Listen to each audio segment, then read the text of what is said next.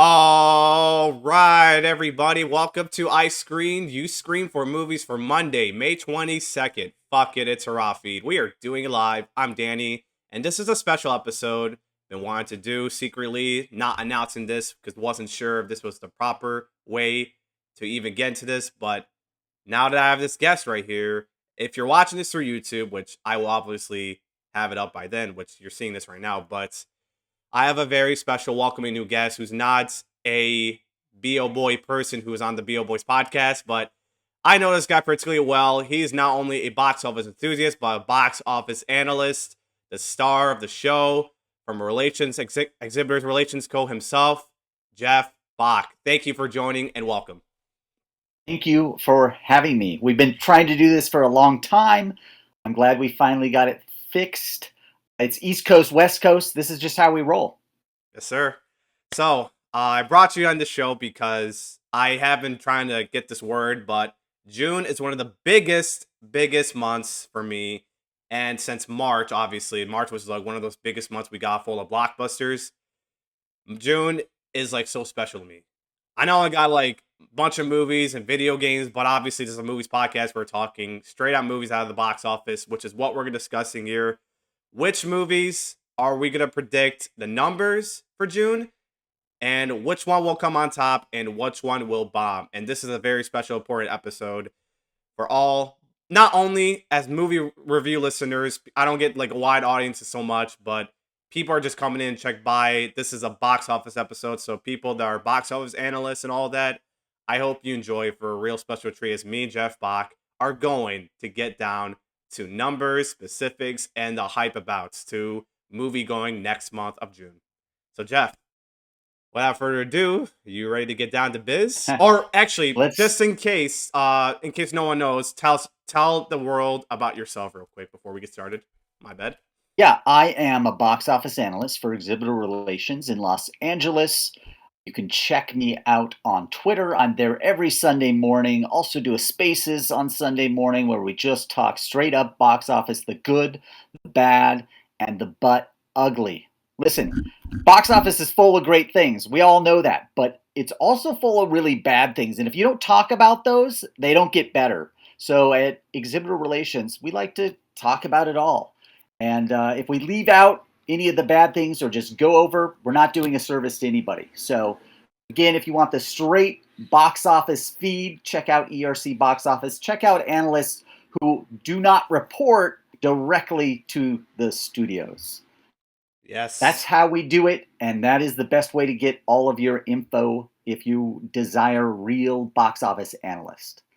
That's right. Thank you for introducing yourself there. And let's get down to brass tasking. So,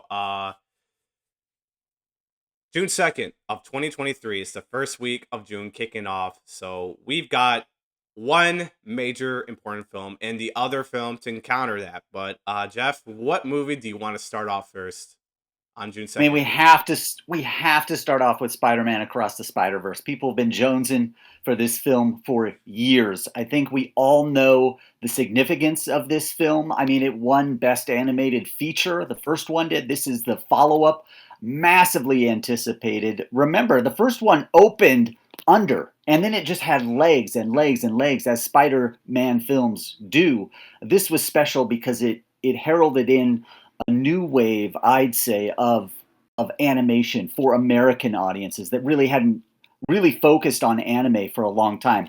There's a lot of people that know anime that have been followers of anime for a long time, but it never really hit this hard in North America. And now that it has, and now that anime with Crunchyroll has been successful, get ready for a huge opening compared to the original. What are your thoughts on this guy? So, I didn't see the first one, but I heard some very good. I am definitely going to see the first one. I know a lot of people are going to just be hectic on me for not seeing the first one. That's when my movie going love was not there until after high school. And now that it is, I'm so kicking into Spider-Man for sure. So, obviously one of the biggest movies of the year. My top 5 most anticipated movies. It looks fantastic. And since I watched Puss in Boots: The Last Witch from that animation style they're going with, I'm so used to it now. I didn't like it at first. I wasn't a fan of it, so I'm used to it. Mhm. So this is just like a typical comic book side-scrolling action hit. So I definitely am excited, and excited to see a lot of like, man, not just the Spider-Verse itself with this whole Spider-Verse variants, but I think the story is going to look even promising with Miles Morales in this version. That looks promising. So, according to the Yeah. Box Office Pro, it is projecting 85 to 105 million dollars. Now, for me, it's definitely going to make that projection because everyone that saw the first one, at home or not, are stoked to seeing this. It's one of those cannot miss summer hits on the big screen for the first thing of June, and that's a lot of Spider-Man fans out there, Peter Parker fans, everyone, Tom Holland fans, Tobey Maguire fans, Andrew Garfield fans out there. It's that you don't want to miss Miles if you're a huge Spider-Man. This is a big contending start of the June. So I Yeah, think numbers make sense. 85 to 105. But if I'm exactly predicting what number is going to make, I'm going to predict $99 million. At least there. Oh, bold. That is a bold choice, Cotton. Yeah, the thing is, let's remember the first one opened with 35 million. 35, guys, that is pretty low, right? So it's going to double that for sure. So let's talk about 70 million and up for this one. I have it pegged at about 79 million. Could do about 80, I think. Somewhere in the 80s is a possibility. I'm still not sold. Adults will go to this the same way that they go to the regular Spider-Man film. So that's what keeps me away from predicting this will gross 100. You have it just slightly under, and I understand that. I still think it's going to be one of the biggest hits of the summer. The other one, the first one, legged out with 190 million domestic. Again, this should do almost 100 million more at the end of its run domestically than the original. So think about 280, 290 million domestic, I think. Could get up to 300. Like I said, if adults show up. Again, I'm pegging this one at about 80 million. 80 million sounds fair. And demo wise, I'm sure a lot of teens 18 to 34s are definitely coming out to seeing this. And considering this Absolutely. is a family movie as well, I can understand if not every adults are going to be looking forward to this movie. But I think for the teens and everyone, most of the teens under 35s are going to come out so much to this movie. I feel like.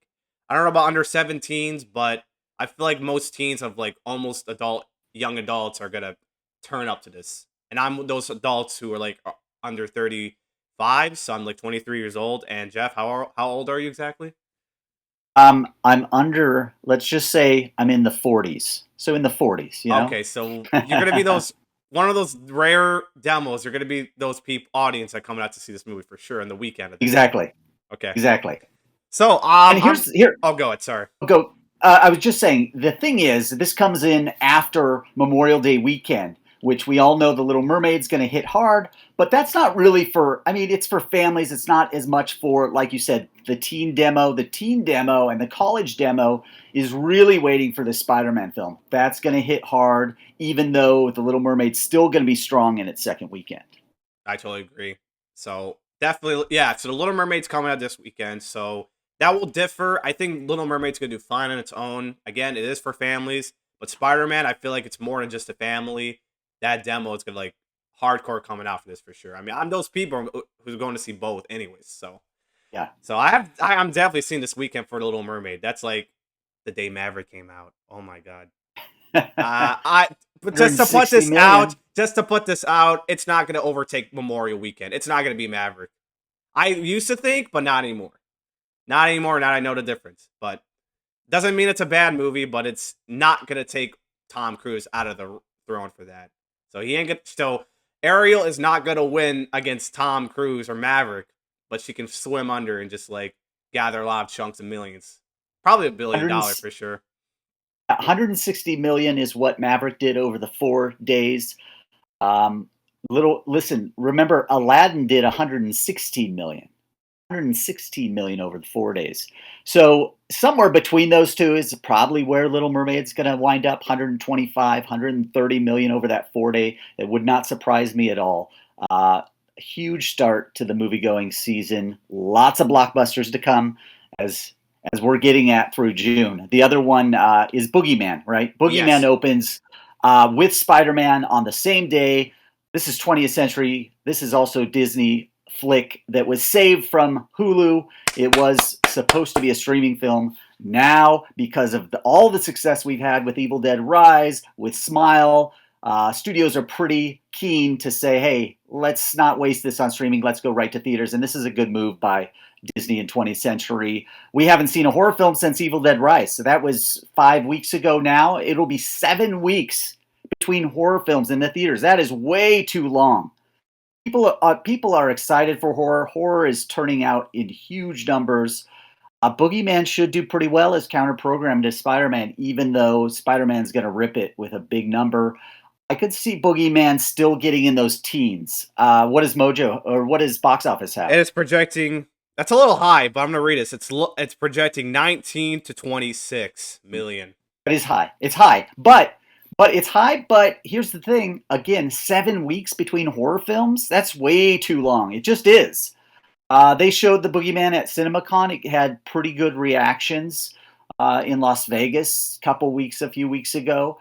I still think mid-teens is a good start for this, but it'll have legs because there's not a lot of horror films this summer.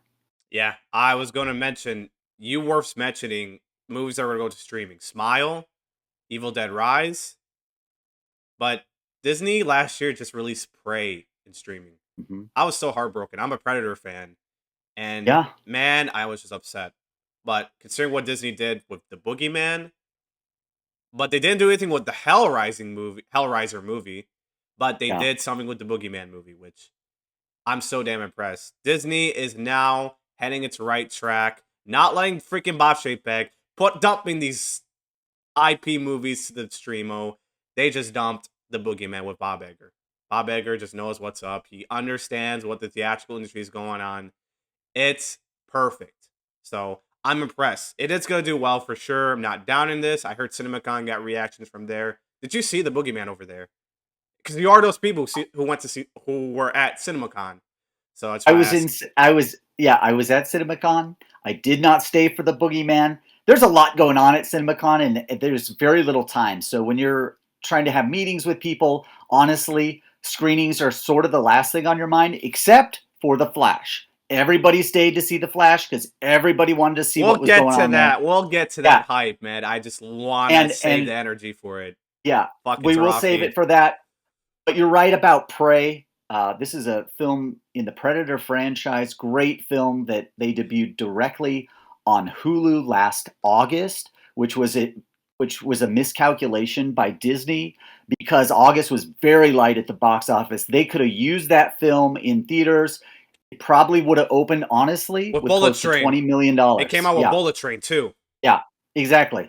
So this is a film that could have played all through August. It would have made them $65 million easy at the box office. And so I think they learned their lesson. Oh, sure they did. They sure did. So since you mentioned the Boogeyman first, what's your number going forward? What's your prediction that's going to opening weekend with Spider-Man? I'm going to say because it's Spider-Man, it's a very similar demographic in terms of teens and college. It's going to be a little down. I'm saying 14 million for Boogeyman. But again, it's going to have legs. It's going to stick around. It's summertime. You want to see a horror film. That's what you do during the summer. You want to get scared. And there's not another horror film opening. The Blackening opens June 16th, but that's more of a niche horror film. So we don't get a real balls to the walls action film until Insidious, The Red Door in July. So again, it's got most of June, a full month in theaters. So it should do pretty well. Oh, totally. What about you? Again, the projections is too high. I think I'm going to go 17 at the moment. Yeah. It's not going to make above Smile. It's not going to make above Don't Worry, Darling. That's a thriller. I don't think it's going to make, I'm talking, or how much did Evil Dead make exactly? 22, 23? Yeah, exactly. I mean, it was in the 20s, and obviously it's at 60. I think it's going to make under 20s, but it should have the legs for sure. Because the projection is just too dang high. That's all I'm saying. But not to doubt this, but I do agree. It's probably a low budget horror movie. I think it's going to do fine. Just like how Smile, for instance, was low budgeted and it made insane profit. Maybe it could do the same thing with the Boogeyman. I don't know. All right, but moving on from June 2nd, I'm excited for Spider-Man Across the Spiderverse. That's also my big film of the month. But another big movie coming out the week after, is well, I don't know if you noticed, Jeff. I'm a huge Paramount guy. I love Paramount Pictures since last year. They came out with Scream, Jackass, Lost City, Sonic, Top Gun, Smile, and sure they had a few little misfires last year with Paws of Fury, Babylon, but this year they came out with a little good with Scream. I'm not sure. Unfortunately, Dungeons and Dragons came under, I think, because the release date, which I'm gonna get into that, but Paramount has come in next with Transformers: Rise of the Beasts, and thank God, no fucking Michael Bay writing or directing. As long as he's not writing or directing these horrible shit, I'm excited. He is producing, doesn't change the fact. Just like he did with Bumblebee, he did produce, but the movie's good. So Transformers: Rise of the Beast is also a sick thing I'm excited about. Jeff, where are you standing this right now? Well, here's the thing about Transformers, and I've watched every movie in the series, and I really liked Bumblebee. Thought it was really good. It heavily underperformed, which is okay because Paramount also didn't spend as much as they usually spend on a Transformers film with Bumblebee. The bad news is they spent Michael Bay style money on Rise of the Beasts, $200 million.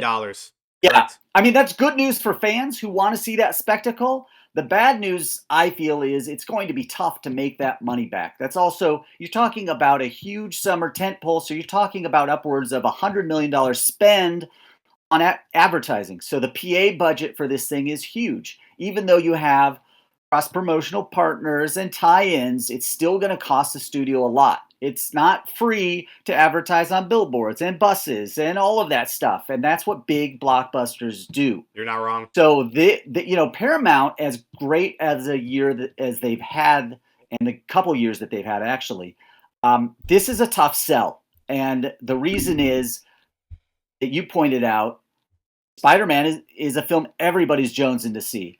The Flash comes out the week after Transformers, so it's in a tough spot. It's going to have one weekend on IMAX and PLF screens, and we all know the last two or three in this franchise did not win over new fans, and that's the key. If you're going to keep a franchise going, it's got to at least get new fans or at least slow down minimally, and that's not the case for Transformers. It actually fell off a cliff with I believe it's called The Last Night. I can't even I did remember not the see that. subtitle. That was pretty bad. I Yeah, heard. Did not see it that was one. bad, and as interesting as this looks, and I know that your issues with Michael Bay are, I think, relevant. This, to me, by just the eye test, looks like a Michael Bay film. It looks like another Michael I Bay don't think version of so, the man. Look. Transformers. I don't think I'm telling so. you. He did it. I'm telling you. Look. At least one thing. There's not a bunch of human star cast. They have like what? Anthony Romo's, Dominic Fishback. They had no Dominic. Was it Dominic Fishback? I don't know if that's her in the movie or not. I could say the name wrong or not. Mention the wrong person. I'm sorry. I don't know if that's her in the But movie. the robots are front and center. Yes, Yeah, I will give you that. Okay, yeah.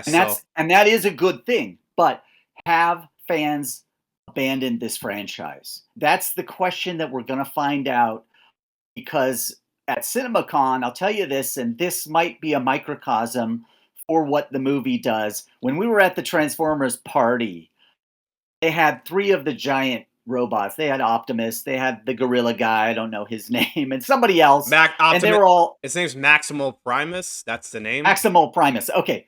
So they had these guys and they're standing there. I'm like, oh, this is so cool. We're in Vegas. These robots are going to move. They're going to do some cool things. Guess what, man?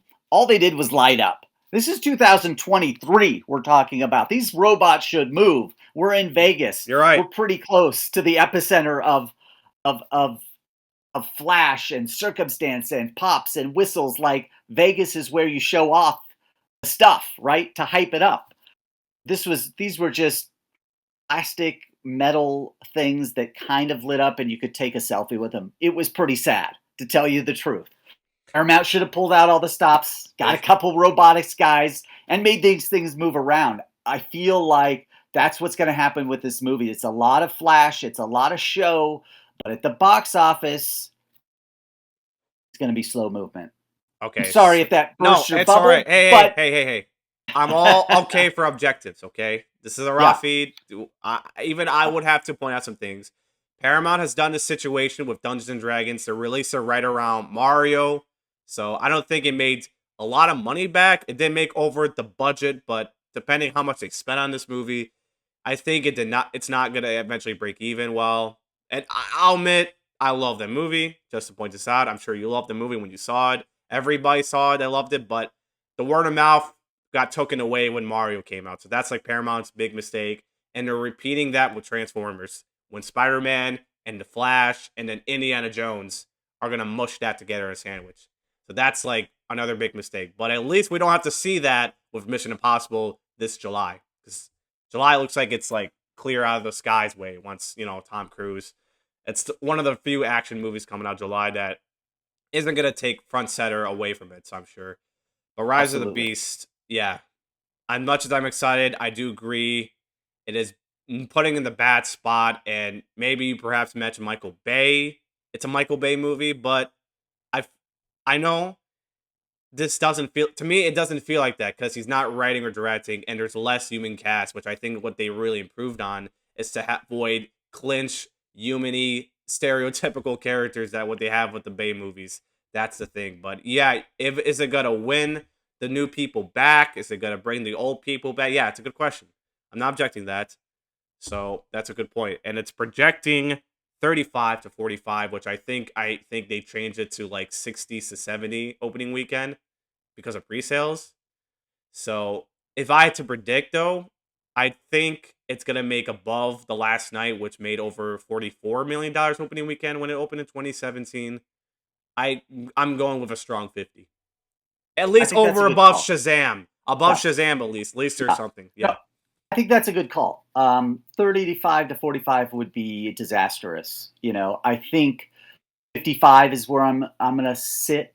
Just because Spider-Man, like we talked about, is going to do so much business that second weekend, that's also going to hurt Transformers quite a bit. Yeah. And so 50 to 55 million seems like a pretty solid bet. It's going to die out really quickly. Probably won't even get to 150 million domestic, maybe 140 million, somewhere in there, probably. Yeah, let me see. I was looking at the cast. I was trying to correct this real quick about. Oh yeah, Dominic Fishback isn't. Yes, so I did say her name Yeah. right. Okay. So there's like you less human cast, which like I said, they did improve that a little bit. So I don't know if it's. Definitely. I don't know. I think the character development is going to be obviously bad because they did not bring back Haley Steinfeld or John Cena. Yeah. That hurts it a little. So I'm sure the Yeah, because character is just going to be underdeveloped no matter what. they say this is a direct continuation of Bumblebee, but yeah, without those two lead actors, it's hard to really expect people who like Bumblebee to really follow up with this one. Now, Yeah. I believe Bumblebee himself is in it. That's a Yeah. good thing. Mhm. But again, not having Cena, not having Haley is I think a misstep for the Transformers And it's a franchise. considerable question too. Is it like now it is a sequel to Bumblebee, correct?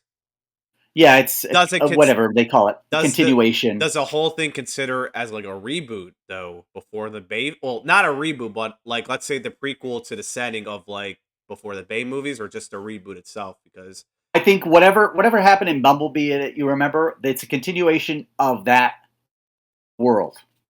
So I don't know if I don't think that Transformers then exists before that because I think that was the reboot. So, again, I'm not sure, and I don't think people care enough, honestly, outside of hardcore Transformers fans, to really research that. And I think the older folks are kind of done with the franchise.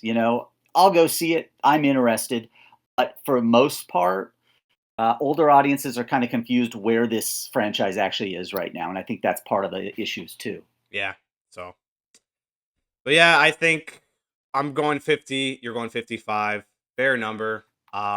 As long as it makes above the last actual Transformers and above Shazam Fury of the Gods, I think that would be okay. But we'll see where the business And stands.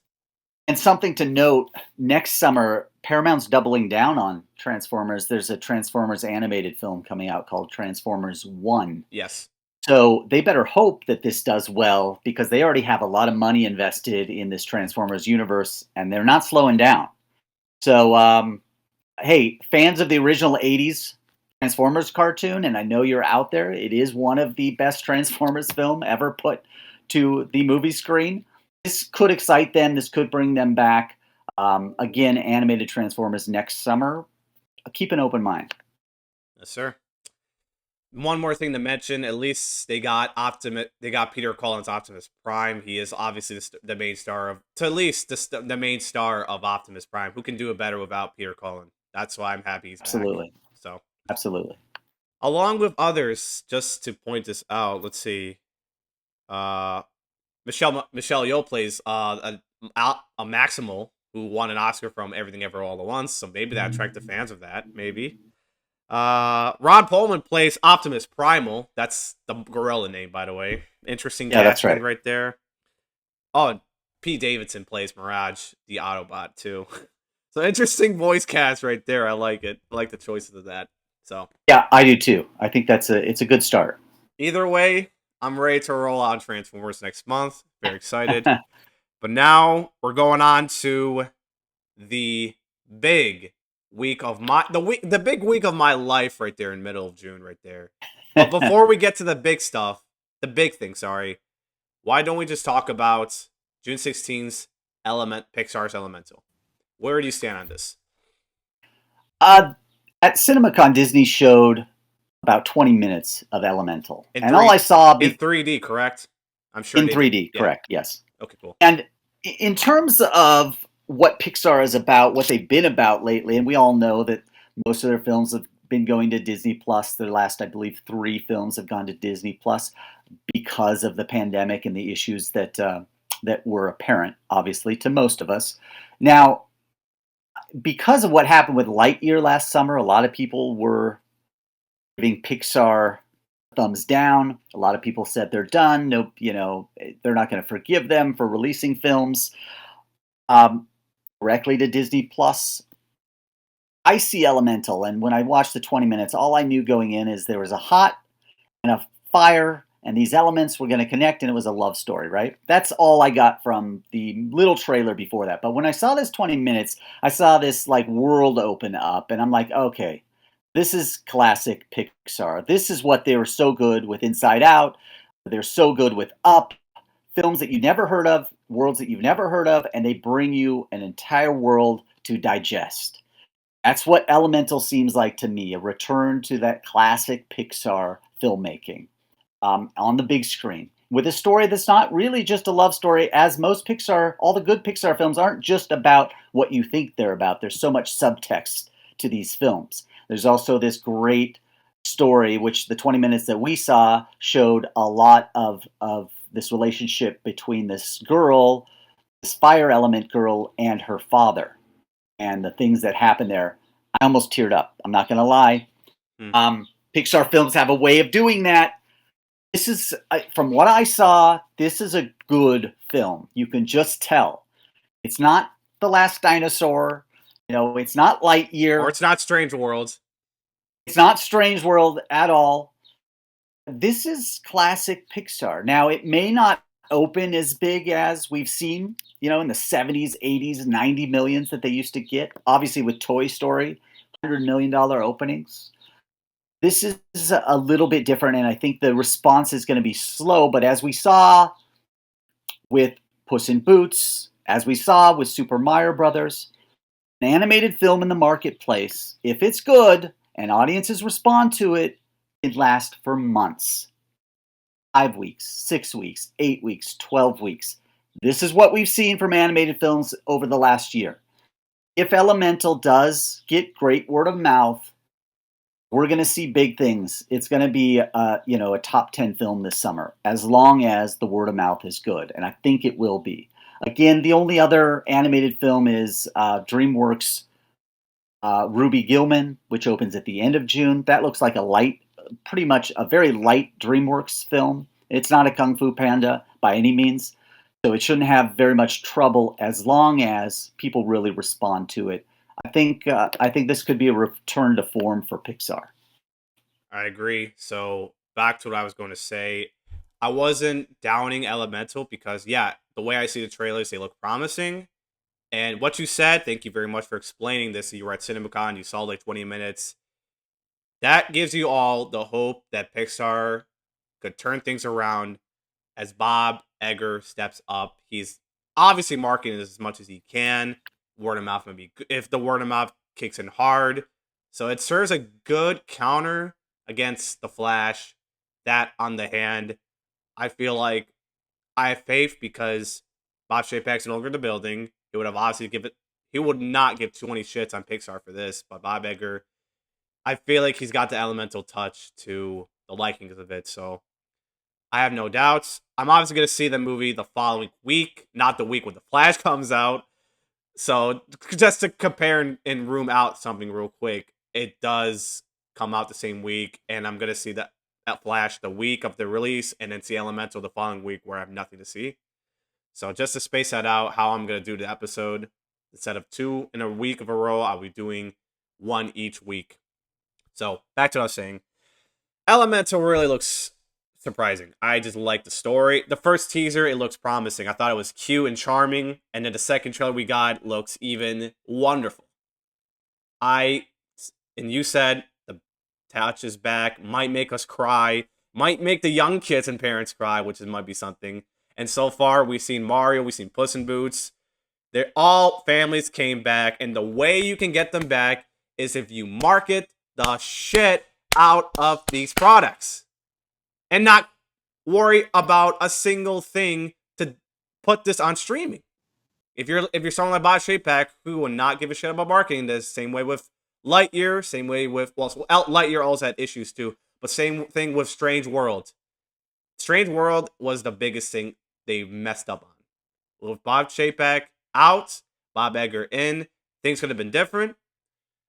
But Elemental looks like it is going to be a promising one, and I'm definitely looking forward to seeing that for sure. Watching these movies would make me feel like a kid again.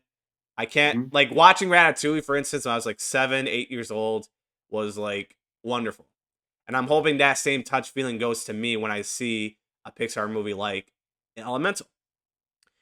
And I can sense that movie is also well to like Inside Out, Up. Yeah, what you said, Inside Out, Up. Those are like those new IPs. So if goes well, maybe they'll make a second Elemental movie. Who knows? Just too early to If tell. not, it's okay because guess what? Inside Out Part 2 comes out next summer. Year. Yep. I have to see the first one for sure, but looks like the people that love the first Inside Out is going to turn out for this. So, projection wise, it is projecting 28 to 38. And now a lot of people were so skeptical on that number.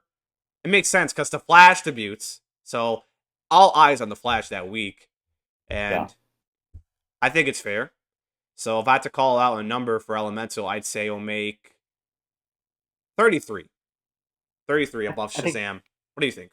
Yeah, that's a good number. Again, this is Pixar's real official return to movie theaters, opening up against one of the most anticipated films of the summer.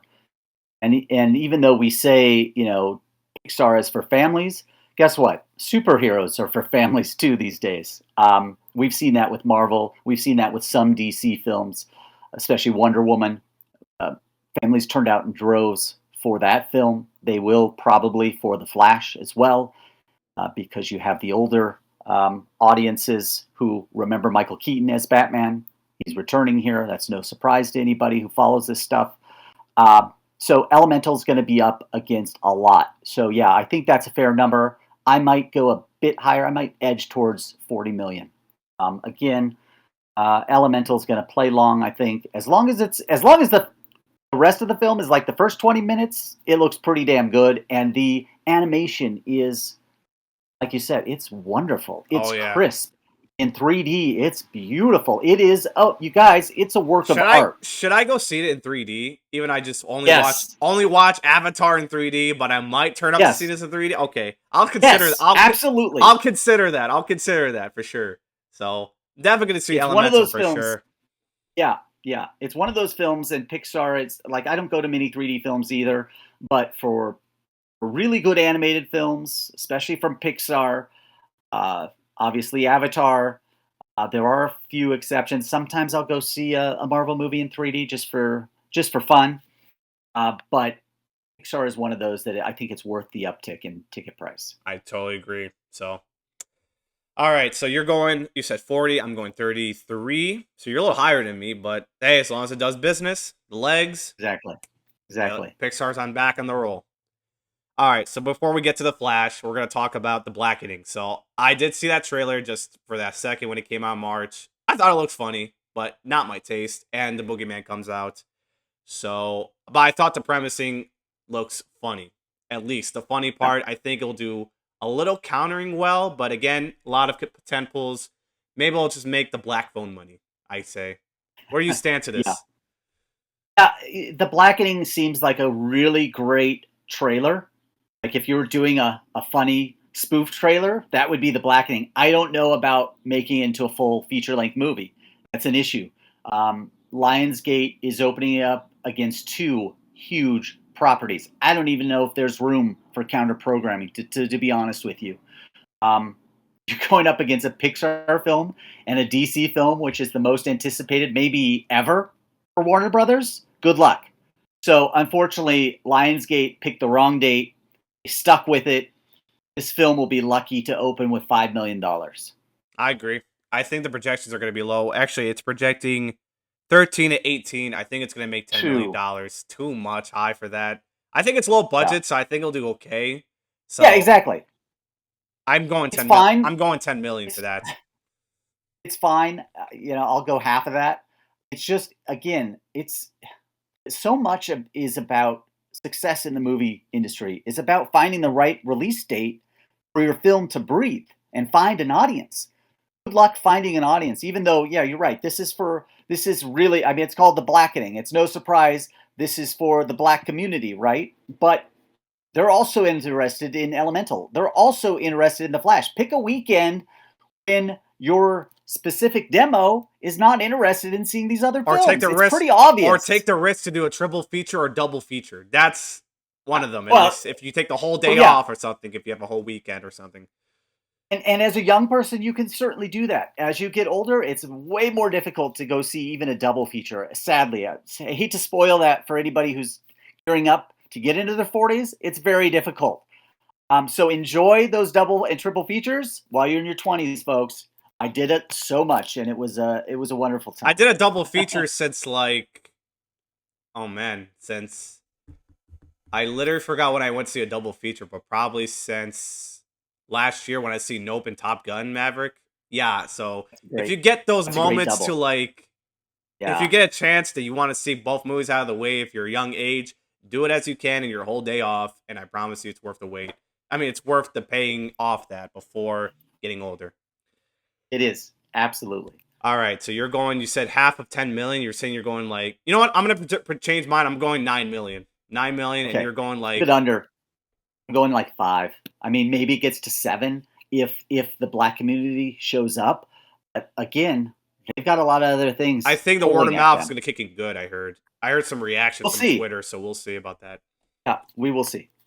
So, before I sip my water real quick, Yeah. now we're going to the big, big, big, big film under development for 5. I mean, not 5, 10 years, like almost a decade, and now it's finally coming out. No more controversials from this particular guy, which I'm glad he's getting the help he needs. And no more waits, no more merriments. We got the Flash, June 16th. This is what I wanted to save on that week for it, Yeah. and it's fine. It's finally coming. You're gonna get your plain billies, your plain billies, the plain checks. Oh, I can't say this shit. I can't get this down from what Pat says on the show, but you're gonna get everybody, almost every teens under 35s, over 35s for Michael Keaton, like you mentioned, coming out to see this film. And it's gonna make Bonsai Bafa Bobo, as this projects, 115 to 140 million dollars. I think it's gonna make Maverick money because CinemaCon played that movie, and the fact Warner Brothers had the balls to stand up for Mhm. their product. Out of all that, they just care about. I mean, you got Barbie, you got Dune, you got all these next temples, and they're showing out promising things at CinemaCon. But one of them was the biggest step up. They also released Evil Dead Rise. That's one of their successes so far. Shazam bombed. House Party, I guess, bombed, and I believe Magic Mike bombed. They just didn't market it enough with their money, you know? If I'm not mistaken. Tell me I'm wrong. Nope, that's right. I mean, Warner Brothers has had a tough couple years. Let's be honest. They had a tough couple years before the pandemic. They just had to find their footing again in today's marketplace. And let me tell you, they found it with TheFlash. It's no surprise. I was one of those guys that saw it, who was a little skeptical going in, wasn't sure I believed everything that I heard, especially from Warner Brothers, because they've been pushing a lot of strange stuff lately. But this movie delivers. I'm not going to spoil anything for you. That's not what we're here to do.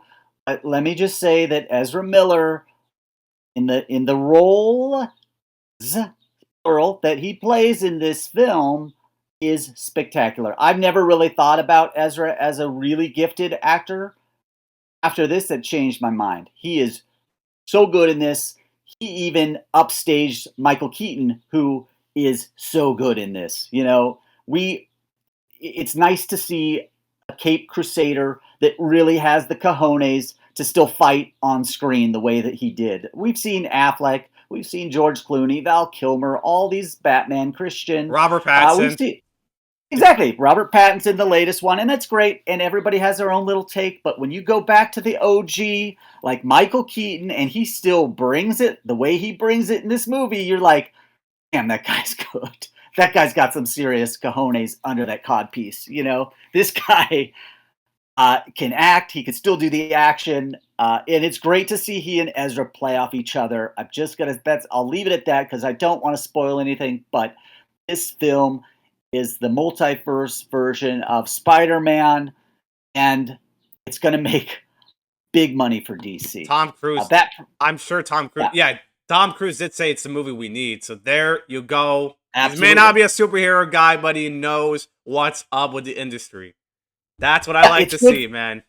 And it's good filmmaking. It's a good film. Even outside of whether you like DC or not, it doesn't really matter because it kind of resets everything in the universe. So Ezra will have a place in the next incarnation of whatever that ends up being. Ezra could be a big part of that as long as, he, like you said, gets the help he needs and just stays an actor, stays out of trouble. And that's, I think, what we all hope, because his promise is so big. And after seeing this, you realize that. So going on to the numbers, we don't want to waste too much time, but that's the hypest I can get right now with you talking about TheFlash. You were those people who went to see it at CinemaCon. Thanks for sharing your thoughts. Now I can share it to my friends and just get excited as shit and be stoked. And tickets come out tomorrow too. Oh man, I think it's gonna. I'm telling you, I think the tickets are gonna flood the gates so hard, man. The tickets tickets for Indiana Jones just came out this morning, but I think for TheFlash, it's gonna flood everywhere for that. No doubt. People are gonna geek out over this. It's fun. It's a fun DC movie, yet it's serious. It's like all the things that you'd hoped a DC movie would be, and maybe you were disappointed by some of the last few DC films. This is not that. This is something where you're like, God damn, they got it right, and it feels good because they should be competing with Marvel in terms of box office. They should be in equal footing. This gets them much closer to that, definitely. Definitely. Number. Now we're talking about the number. Yes. Listen. The Batman opened at 134 million, and the Batman is the crown jewel of the DC franchise, right? Well, you got Batman in this, right? So it's sort of an Avengers film, right, for DC. It is the real Justice League. Here's the thing, though. Again, you're opening against Elemental, so you're taking some of the like if Elemental opens it 40 to 50 million, that's a big chunk of change. That's a big chunk of change that probably would have gone to TheFlash had Elemental not been there. So I'll be a little conservative, even though I think TheFlash is going to easily open over 100 million. I'll say that it opens at 130 million, which is right on par with the Batman, right? But like you said, the hype is so real for this. It would not surprise me if this thing jumped that and went to 150 million. Are you kidding me? For The Flash? Yes, it's possible. It just depends, again, how Elemental performs and The Flash perform that same weekend. It's big enough, obviously, for two films, but remember this. Pixar's going to get a lot of those 3D screens. Pixar's going to get a lot of those PLF screens. And so The Flash and Elemental are going to share those. And that's not a great thing for The Flash, honestly. But Again, you don't like to see this happen, but it's summer. There's a lot of big movies out there, so you're not going to get all the biggest screens. That's why I'm saying conservatively 130 million. What's your take? I'm going balls deep. I think it's gonna make Yeah. above the biggest movie of like domestic this year's opening weekend. Mari made like 143. But I'm gonna say this real quick. I have my own. I don't want to say the same word again, but fuck it's a raw feed. I have the balls to say it's gonna make 150. There. Yes. Above Yes. I Mario's like it. opening weekend. There's no I like fucking it. doubt. Adults comes out, young teens, older teens, tweens and dweebs, plain Billy Stacks, all coming out to see this top version of Top Gun Maverick in a superhero way.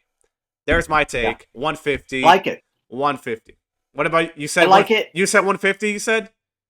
I said Oh, 130. I said 130, Sorry. but it could go up.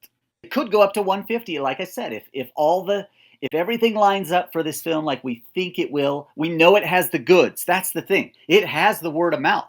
It has this pre-release word of mouth. Warner Brothers was the only studio in town that had the balls to bring out a big hitter to CinemaCon. That was a mistake by Disney. They should have rolled out Indiana Jones or The Little Mermaid, not The Boogeyman. That would have been hype for either of those films. And Little Mermaid's getting decent reviews. Indiana Jones not so much, and so maybe we know why. We're gonna get to that in a sec, but yeah.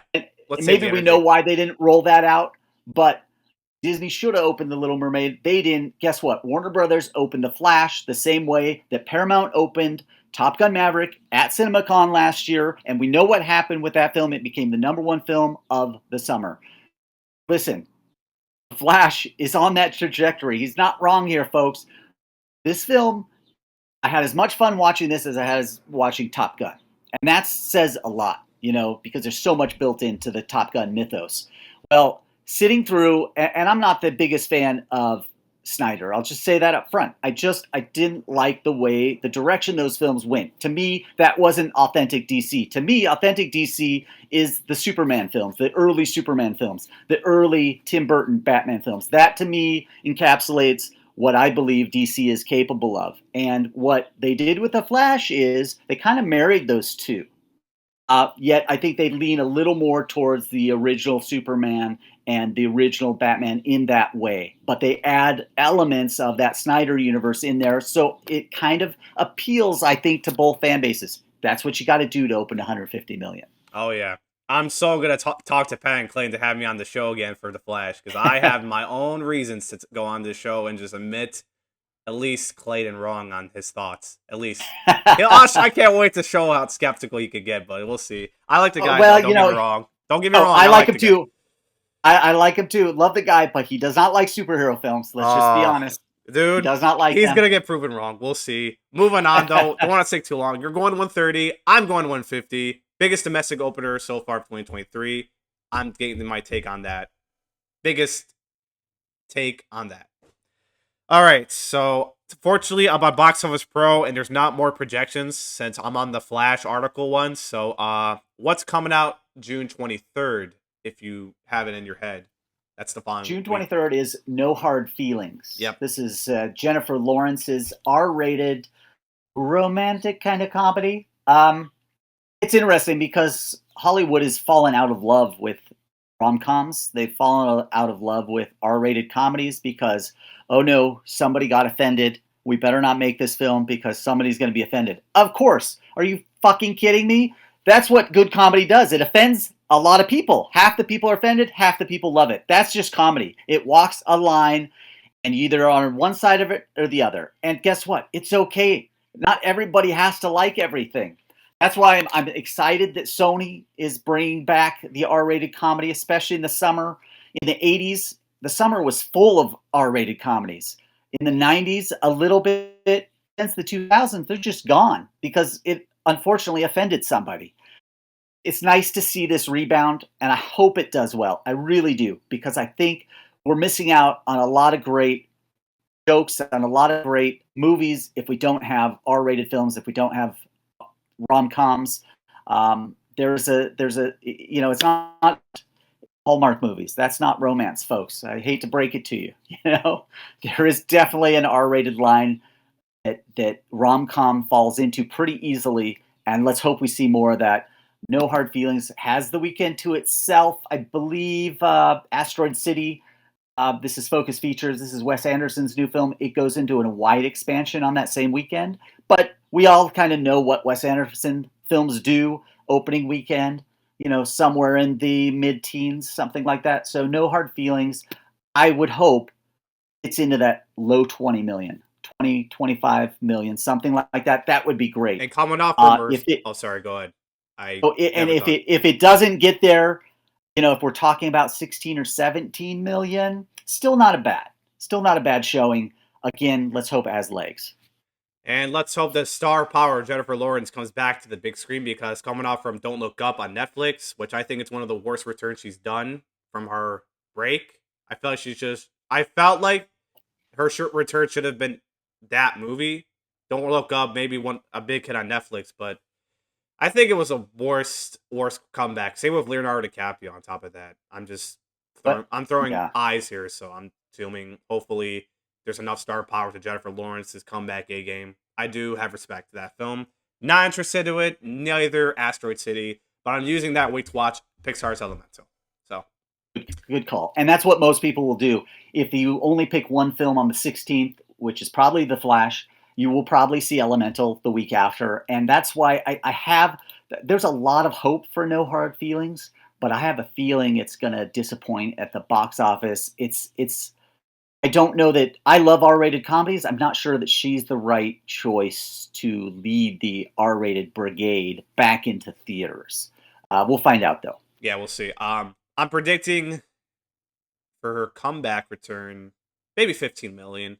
But let's not forget The Flash is going to have all the PLFs and everything week 2. So it's still going to do strong. And if the word of mouth kicks in high gear like Maverick did, it's going to hold very strong for a superhero movie. Probably under 50s. We'll see. All right. Before we get to the June 30th, well, we are going to June 30th. But before we talk about one last thing going on, the big month of June, let's talk about Ruby Gillman and the Kraken. That's the name of the movie. Ruby Gillman is the name. Yeah, Ruby Gillman, Okay. Teenage Kraken. This is DreamWorks animated film. This is light for them, and in fact, usually when they release or at least do a pre-tease on a poster or a trailer, they do it months ahead of time. This is a very short window. It almost leads me to believe that they were wondering if they should just go straight to streaming with this, but then maybe they saw, hey, you know what? These animated films have been doing so well in theaters. Let's put this out there and just see what happens. This is their B game. This is not their A game. No, this is not Secret Life of Pets. You can see that in the animation. You can see that in the story. It looks like 100 other films you've already seen. It'll get the kids. It's a kiddie animated film. It is not for families, not necessarily for families, definitely not for teens as much as, say, Super Mario Brothers or Puss in Boots is. This is going to have a tough go at the box office, I think. Ruby Gillman opening against Indiana Jones, still in the wash of, especially if Elemental's a hit. 2 weeks later, it'll still be a hit, and it'll probably open lower than Elemental's third week. I'm growing with the fact Ruby Gillman is like another those. Okay, so it's not gonna do well to me because you got Spider-Man if it goes on, you got Elemental if it goes on, another family fun movies coming on for families, but Pixar mostly. I think at least they just moved Harold the Purple Crayon out of the month finally. Yeah, They should have came out with that still. yeah. But Ruby Gillman, I feel like it's a bad kind of release to it and just counterfeiting too much, So I don't think it's going to do significantly big as possible. I'm going like 10 million on that. Yeah, I'm going to go 13 just because kids are off. It's summer, and parents say, hey, I want some relief. Let's take the kids to this Rudy, Gil, whatever the hell it is. Let's just take them to that. Don't expect a sequel, but do expect an animated series, I'm sure. I'm sure Peacock would love to have a new animated series. Or Netflix. Yeah, or Netflix, exactly. So this is a precursor to whatever they're doing next with Ruby Gillman. But yeah, not much of a box office force, I wouldn't think. So Jeff, are you ready to get down to the final thing of June? Oh. And can we even sing the tune song of this theme of the franchise? I love to because it's so special, so iconic. It's the goosebumps of what this franchise Oh, holds. You want to give it a oh go yeah. together? 1, 2, 3. Da da da Dun, da da da dun, da dun, da da da dun, dun, da dun, da da da dun, da da dun, dun, da dun. da. I mean, how can you miss? Even though we mangled it, it was recognizable, and everybody knows that theme song. Everybody does. Indiana Jones and the Dial of Destiny. One of my top 10. And fact is, besides all the movies of June that are like my top 10 most anticipated, which is why June is exciting to me, Indiana Jones is one of them. I'm definitely have to see the other ones. Thank God they're dropping all of them on Paramount on Disney Plus on the 31st. Yeah. So there's my chance Yeah. to catch on some homework assignment and get the story facts going. So Indiana Jones and the Dial of Destiny, June 30th is the final June Fantastico flick. So before we get into no projections, not yet. Ticket type came out as of recording this today, Monday, June 22nd. And we got the word that played at Cannes Film Festival last week, as of this recording, depending when you listen to the episode. I'm surprised, considering you got one of the best film directors who did Logan, The Wolverine, Ford v Ferrari. I'm surprised it's getting... now, look, it's just critics, huh? We care about critics, huh? It's a French critics, huh? It's American critics, huh? No, listen. Let's slow down for 1 second. They're just critics. Even if I want to become a critic, I wouldn't be this harsh of a critic. Let me just be real on that. I'm surprised Indiana Jones and Dial Destiny is getting mixed word of mouth from critics at the moment. And considering we don't have any social embargoes yet, I'm surprised to see what this percentage goes. So as of this moment, from Indiana Jones and the Dial of Destiny, isn't it like at 52, 53% on Rotten Tomatoes by chance? I'm going to research it up right now. But that's where it stands completely right this sec. I'm very shocked to seeing it. So yeah, 52% right now on Rotten Tomatoes. Now, let me put this clear. Just because you guys hear the word of mouth from critics doesn't mean you can object the fact that you don't want to miss this movie. You have to see this movie because it's Harrison Ford, biggest star of the show since his cult hits. And it's just critics. Let the audiences matter to you more. Even me, even Jeff here. And you got to see like footages of the movie at CinemaCon, correct? What do you think of it if you did see it? He gave us about a 15, 20-minute preview. Unfortunately, it was just an action scene. And it was pretty generic, honestly. I think I tweeted out that it wasn't anything that special. And I was actually surprised that they just gave us that. So I kind of internally I said, there's something going on with this film. I don't know what it is, but why, when you have all of these people at CinemaCon and you're going to premiere at Cannes, I get it. Why not show the whole thing? If it is that good and it lives up to it, in the same way that Top Gun, Maverick, Paramount knew that they had something really good, so they showed the whole thing. And that started the hype. And then they dropped it in Cannes. And then that continued the hype. And all the reviews were good, right? This is the opposite of that, it sounds like. And I know, I agree. I don't trust critics. Pick up 3 or 4 of your favorite ones. Go with them. Whatever your taste aligns I'm going to. with Eric Davis. I love Eric Davis. I'm a huge fan of Okay, him. exactly. And if you find 1 or 2 that you love, whatever they say, you're like, hey, you know what? I like his taste, and if he likes it, I'll like it. But the thing is with Indy, and the issue here in play is that Harrison Ford's 80 years old, right?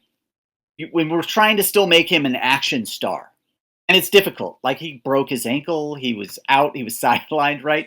It's the human body, folks. It's difficult. Even Tom Cruise, I believe he's in his late 50s, maybe early 60s. He can still do it, though. He's in tip-top shape. This man can still do all his own stunts, and you can see it on screen. Like, you can't lie. Even with CGI, you cannot lie. When I watch Harrison in these action scenes, I'm just like, I feel scared for his life. Like Harrison Ford's life, not Indiana Jones's life. Yeah. It's a little upsetting, to tell you the truth. Not that I don't want to see it, not that I'm not going to go see it. Of course I'm going to see it opening weekend. And a lot of people are. In the same way that a lot of people saw Top Gun Maverick for the nostalgia factor. You know, a lot of people love Indy. They wouldn't miss an adventure. Even if they didn't like Crystal Skull, guess what? That film still opened with $100 million back in 2008. Do you know what adjusted for inflation that is? It opened with, in today's dollars, $140 million. That's a huge number. I don't think Dial of Destiny will hit that number. So we're talking about 140 million, right? But it is playing over one of the most lucrative holidays, over 4th of July. It opens June 30th, which basically means it's the 4th of July film, the Independence Day film of choice for most people. And that's a very lucrative window. So it opens on June 30th and plays incredibly. I mean, it will do incredibly because if you look at it, Mission Impossible doesn't come out for 2 weeks after that. I believe July 12th. They'll get the It whole opens on a PLS Wednesday. and all that for the first 2 weeks of that release. Exactly. And Insidious and Joyride are the first July 7th releases, which don't really compete with Indy. So Indy has a great window, and it is the only big film out there. So it'll do well just because of that, regardless of what the critics say, because nostalgia factor is already built in. The man with the hat is back. He has the whip. He's saying the quips. People are going to go see this with their family. Yeah, exactly. Boom, boom. Yeah. It's a done deal. You know, this is going to be a big film. Can it open with 100 million? I think it gets close to Me that. too. Here's I think the it thing. gets close. I love to see it make it 100 because like the last one did. It did like what you said 144 day, correct? 140 adjusted for inflation. Okay. 100 million in those dollars in 2008. I'm going my gut and say it's going to make 130 because why not? I think it'll just be that kind of film to make that for sure. I'll make a little more on the 3-day side against the Kingdom of the Crystal Skull. So 130 for me. What about your take? Yeah, I think it gets. I call it 100 even. Let's just give it 100.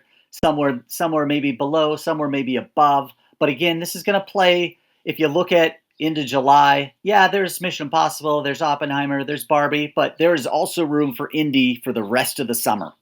It's not like Indy's going to fade away in 2 to 3 weeks, even when it loses those screens. Indy is one of those films like Top Gun that audiences either going to go see once, maybe twice, maybe 3 times, and they're also the older folks probably aren't going to rush out. They'll see it when they see it. The same way Top Gun returned to #1 over Labor Day weekend. I don't think Indy's going to pull that off. Indy's going to have really good legs. It's going to go 12 rounds. It's going to stay in theaters for the rest of summer. That means from June 30th until Labor Day, you'll still be able to see Indy. That's the kind of franchise it is. People love it. You know, they're not going to abandon it just because some critics didn't like it, because Spielberg didn't direct it. You know, it still has Harrison Ford. It still has all the bells and whistles of an indie film. And you got James Mangold, one of the hottest directors. Yeah, and he's very good at directing. You can't deny it with his previous films. If you look at what he's done throughout his career, he's a very gifted director. I'm not going to criticize the fact because of the mixed reviews, but that's nothing to do with like the idea of James Mangold directing. I mean, look, as audiences, I think everyone's going to turn up to it because of his work with Logan, Ford v Ferrari, Wolverine, and then he did something called 310 to Yuma. That one. Mm-hmm. Yeah, those are his critical acclaim films like that. Logan, though, was like my favorite and possibly one of the best comic book movies out there for sure. I enjoy it. So I'm expecting hopes on James Mangold to me. And considering he's also doing the Bob Dylan biopic with Timothée Chalamet, that's exciting. I'm obviously going to check that one for sure. I have high hopes for James for sure. I have no reasons to conduct there, but this is like definitely, hopefully, his most gifted film he's done through the franchise without Steven Spielberg. But he did mention that he loved the film. I'm sure he did saw it like early in somehow, but there's something right there from Steven, the old director from the last films. Steven Spielberg knows the touch, and he praised James Mangold like that. So there's that. Yeah. So yeah, I agree. I think it's going to be one of the strongest films of the summer. Should be in the top 5. Same with TheFlash, possibly Spider-Man. So when we look at June, you're right. We're looking at a lot of big films. Some of the biggest films of the summer coming out in June, and that carries us obviously over into July, which there's a lot of big films there too. But again, June really kicks it off. Little Mermaid is going to do big numbers, and every single weekend after that, we're gonna have lots of big box office. This is a good summer. This is solid for Hollywood. Totally. So I'm going 130. You say you're going with what number again? I'll give it 103. Let's give it 103. Okay. So I'm higher than yours, but either way, as long as it makes 100, I think that's where they're going to project at Box Office Pro. I'm assuming. So we probably will see. So, is there any other movies of June that we haven't touched based on? I'm all ears. So, I mean, I believe we covered everything. We didn't really talk about Asteroid City, Wes Anderson, but again, Wes Anderson's going to do what Wes Anderson does. That's just the size of it. You mentioned that Harold and the Purple Crayon moved. Sony had kept that date. It was supposed to open against Indiana and Ruby-Gillman. It would have got destroyed. They didn't even have a poster out. They didn't have a trailer out. Or marketing. We all knew it. Yeah, and marketing. We all knew it wasn't coming out. They just hadn't said anything. They finally did a week ago. They pushed it till next summer. It's going to open in August of 2024, which is a good place for that film. Because we hadn't seen one screenshot of it. They didn't show anything at CinemaCon. That's telling. If you're not going to put it in your promos at CinemaCon and it's supposed to come out this summer, it ain't happening, folks. Just a word to the wise. Just reiterate how good TheFlash is, how strong that's going to be, how this is very needed for the DC universe going forward.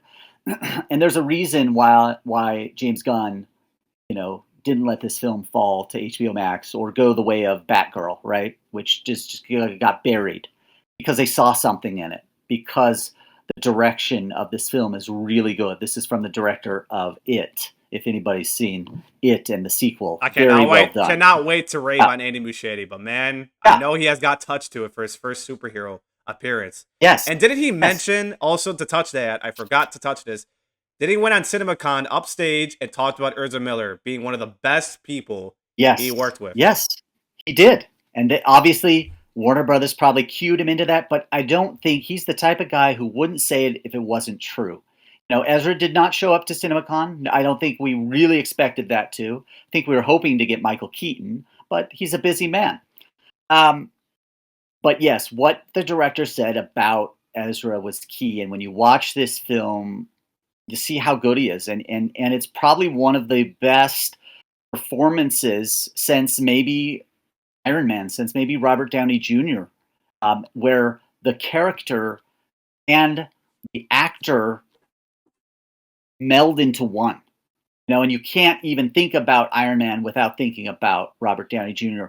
That became the Flash for me with Ezra while watching it. I wasn't sold on Snyder's because he had small parts, right? It was a small role. This one really expands Ezra's acting capabilities too, in a way I don't think most audiences have seen before. He's a special actor, and I think those words that the director said were very real and very heartfelt. Whatever issues he has in his own life, hey, we all have issues, right? His are just going to be front page story. And hopefully he grows and gets past them and realizes what a great life he has ahead of himself if he just stays on the straight and narrow. Yeah. Big things are going to happen for Ezra after this film, as long as, he gets back to it. Absolutely. All right. But as we're about to unfold this episode, we are going to also call out which one will be the winner and which one will be the loser of next month. So let me go first because I have my most sacred ones I want to pick and maybe some surprising ones. So let's go top 3 or top 5. Do you think which will come? I think top 5 would be better. Okay. So number 1, slam doink. Number 1's going to be The Flash of the summer of June. The second winner is going to be Spider-Man. Number 3, Indiana Jones. And number 4, Elemental. And my number 5 winner of June. I hate to not say, I'm not going to say the name because, well, I'll say that on like the losers. But TheBoogeyman could be the winner of next month. Could be a surprise. Yeah. I'll go ahead. Sorry. I was going to do the losers, but go ahead. Okay. I'll do my winners. Yeah. So we get all the winners in order here. Flash, definitely number 1. I'll switch it up a little. I'll go Indiana Jones because of nostalgia is number 2, Spider-Man number 3. Um, man, those are my real winners. Anything else that follows that, yeah, Boogeyman could surprise. No Hard Feelings could surprise. I just don't see it happening. I can only pick 3. Honestly, those are my 3 winners. I can't go to 5 because I just don't believe enough. I respect that. I respect that. So the losers, I'm gonna have to say this movie because even if I'm excited, but from the perspective, it's gonna struggle. Transformers: Rise of the Beast. Unfortunately, I'm gonna say No Hard Feelings in case the Jennifer Lawrence star returning to Netflix kind of hinders her comeback. Just for that, Ruby Gillman. Um, I think the no, I don't think the blackening would do this bad. I think it'll just do fine. I mean, considering it's a Yeah. all right. So those are the 3 losers. Transformers, No Hard Feelings. Oh, and Asteroid City, probably for Yeah. sure. Yeah, I and Ruby Gillman. That's top 4 for me. I'll amend my top 4, top 3. I said top 3, and there couldn't be 5, but Elemental is definitely number 4. It is going to surprise, I think, so I will amend that. The Flash, Indiana Jones, Spider-Man, and Elemental as the top 4. The bottom, you're right. I think Transformers is just going to struggle. It's in a tough place. It's got a lot of things working against it. That's going to be a big misfire by Paramount. The only saving grace would be that it does well overseas. And you said it. The other one would probably be No Hard Feelings. I just don't know if it will connect. And then the third, Ruby Gillman. I don't see a place for this in the summer box office. So those 3 films are gonna, I think, struggle a little bit. The other 4 that we talked about should do box office all summer long, not just in June. These films are going to have legs. They're going to go 12 rounds. Totally. Oh man, so everyone, if you have made it through this episode, this is an episode where I want to promote for my show, I Screen, You Scream, 4 movies for June. This is one of the biggest podcasting months for me to get podcast live movie reviews going forward. So that's one of my big promos to promote my June content going forward. I got Spider-Man, Transformers, Flash, Elemental, Indiana Jones. All 5 movies are going to be on my show next month. So, and I will have a few surprising special guests as well. Not all of them, just to be sure. But you don't want to miss my June content on my show. So please go ahead and follow and subscribe to this podcast. Even this will be an audiogram. This is a show you don't want to miss for June. And having Jeff on my show was the big step up to my promoting my excitement for June. So Jeff, thank you for being on my show. Again, where can they find you? Like you said it earlier before we wrap things up. Yeah, thanks so much for having me. It was a pleasure to finally connect with you. Follow this guy. This guy is exciting. He loves movies, and that's at the heart of what a real critic is. You love all movies. I'm sorry. That is just what makes a critic real. And that's why you follow a guy, is because of the passion that they have for films, It's hard to make films, people. It really is. And if they come out and are great, it's a goddamn miracle. It just is, you guys. The amount of work that goes into these things is incredible. You can follow me. I'm Jeff Bock, box office analyst at Exhibitor Relations. Hit me up at Twitter at ERC Box Office. That's the best way to follow me. That's where I put all my content. We do a Spaces every Sunday. That's right. So follow this guy if you're a box office analyst, a fan, or a box office fan, enthusiast. Follow this guy on Twitter at Relations Co. You'll find Jeff Bock there. I'll leave that in the show notes to make it easier for you guys. But as I'm wrapping things up, follow and subscribe. June is coming to be very, very big. So you don't want to miss my content for those who are coming in newly to the show. Subscribe on any podcast platform. I'm also on YouTube, face camming live on a raw feed. So if you're watching this through YouTube, follow and subscribe. Leave a comment. Smash that like button. Smash. And just support this content on YouTube as well. If you love watching through YouTube than just podcasting listening, then this is your best spot to listen on YouTube as well. Follow me on social media on Twitter at ISUS4MPod. I'll leave that in the show notes. Follow my TikTok on I Screen, You Screen for Movies. That's the name of the TikTok, where I do all my quick review movies / audiograms. Nothing big, but just to keep my podcasting live, extra content going forward. And email me at dscomlive@gmail.com, where I can love to read your emails if you guys want to share something, your thoughts for June, maybe Jeff, and anything you have in mind for June, your predictions going forward. Love to see them, love to read them. I will gladly read them on air on the Rod feed. So email me at dscomlive@gmail.com. Once again, subscribe to the show. You don't want to miss it. If you're not a subscriber, or for people listening brand newly, it's a cannot miss show of June. And yeah, I think that will be doing it. Jeff, I think we've done it. Does it? I don't think there's nothing, and I don't think there's isn't left to say except until next time. I'll be screaming you all at I Screen, You Scream for Movies. Nailed it. Totally nailed it, as always.